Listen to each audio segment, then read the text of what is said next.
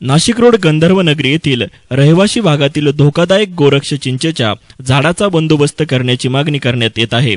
फळाचे वजन 4 ते 5 किलो असल्याने नागरिकांच्या अंगावर पडून अनेक जण जखमी झाले आहेत। याबाबत महानगरपालिकेच्या वन उद्यान विभागाला कित्येकदा निवेदन देऊनही कोणत्या प्रकारची उपाययोजना होत नाही। धोकादायक झाडापासून जीवितहानी होऊ नये यासाठी नगरसेवक संभाजी मोरुसकर यांच्याकडेही तक्रार केल्याचे नागरिकांनी सांगितले। शनिवारी एका कारवर या झाडाचे फळ पडल्याने गाडीचे मोठे नुकसान झाले आहे। या प्रसंगी स्थानिक नागरिकांनी अधिक सांगितले आहे। गंधर्वनगरी परिसरामध्ये जे चौकामध्ये एक झाड आहे गोरक्ष चिंच नावाचं, याचा नागरिकांना खूप त्रास आहे। याच्यापासून जीविताला हानी आणि बऱ्याच लोकांचं नुकसानही झालेलं आहे आणि वारंवार आम्ही इथले जे प्रतिनिधी संभाजी मोरुसकर यांना वारंवार तक्रारी करून देखील ते इकडे लक्ष देत नाही। नगरपालिकेचे जे अधिकारी यांना आम्ही ऑनलाईन कंप्लेंट देऊन सुद्धा ते याची दखल घेत नाही।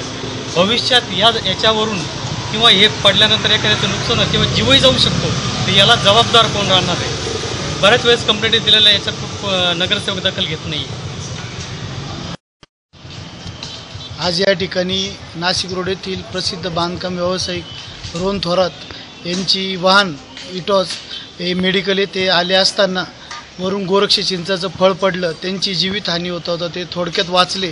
त्यानंतर आम्ही चौकशी केल्यास ते असं कळून आलं आणि निदर्शनास आलं की परिसरातल्या नागरिकांनी 3 ते 4 वेळा लोकप्रतिनिधी, इथले नगरसेवक असतील, महापालिकेचे अधिकारी असतील, त्यांना वारंवार संपर्क साधून ही जी चिंच पडली हिचं वजन कमीत कमी 3 ते 4 किलो आहे। ही जर एखाद्या 1-1.5 वर्षाच्या मुलाच्या मेंदूवर किंवा खेळता खेळता एखाद्या लहान मुलाच्या डोक्यावर पडली तर त्याची जीवितहानी पण होऊ शकते। एवढा गंभीर प्रश्न असताना इथले लोकप्रतिनिधी झोपले आहे का आजपर्यंत, हाच प्रश्न आमच्या मनात आहे आणि लवकरात लवकर याची दखल लोकप्रतिनिधी किंवा महापालिकेच्या अधिकाऱ्यांनी घ्यावी व पुढील जीवितहानी टाळावं अशी आमची मागणी आहे। आणि या ठिकाणी बांधकाम व्यावसायिक रोहन थोरात यांच्या गाडीची झाले नुकसान तुम्ही पाहू शकता। ते थोडक्यात बचावले, तर त्यांचं काही बरं वाईट झालं असतं तर त्याच्या जीवाची भरपाई कोणी दिली असती? याला महापालिका, प्रशासन किंवा वन उद्यान कोण जबाबदार? एवढाच प्रश्न नागरिकांपुढे या परिसरातले आहे। News reporter Manish Sarwatkar, S9 media, Nashik.